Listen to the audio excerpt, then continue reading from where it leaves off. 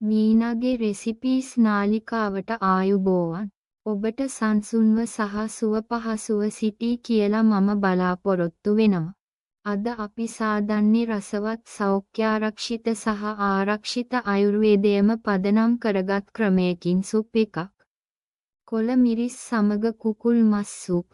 අවශ්‍ය ද්‍රව්‍ය වන්නේ කුකුල් මස් ග්‍රෑම් 250, ලොකු ලුණු 1ක්, අපර්ණ කරගත් තක්කාලි 1ක්, අපර්ණ කරගත් ඉඟුරු සුදුලුණු පේස්ට් හැදි 1ක්, කහ පිටි ටිකක්, අවශ්‍ය ලෙස ලුණු, අලුතින් කපපු කොත්තමල්ලි කොළ, තෙල් හැදි 1ක්, ඉතා උණු වතුර ටිකක්. මුලින්ම අපි කුකුල් මස් මැරිනේට් කරමු.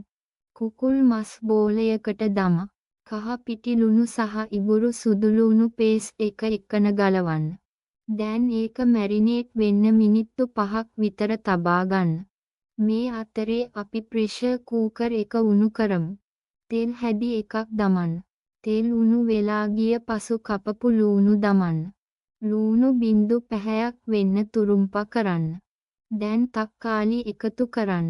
මිනිත්තු 2ක් වගේ රඳවා පවත්වාගෙන යන්න. තක්කාලි සහ ලූණු එකට මුසු වෙලා හොඳ සුවඳක් එනවා. දැන් අපි මැරිනේට් කරපු කුකුල් මස් එකතු කරමු. හොඳින් මිශ්‍ර කරලා තවත් මිනිත්තු 2ක් වගේ පිසදමන්න. දැන් උණු වතුර දමලා ප්‍රෙෂර් කූකර් එක වසා ගන්න. 1 සිට 2 විස්සල් තෙක් රඳවන්න. ප්‍රෙෂර් එක අඩු වෙලා ගිය පසු දැන් කූකර් එක විවෘත කරන්න. කෝච්චියෙන් ආරෝග්‍යමත් වගේම රසවත් සුප් එකක් හදලා තියෙනවා.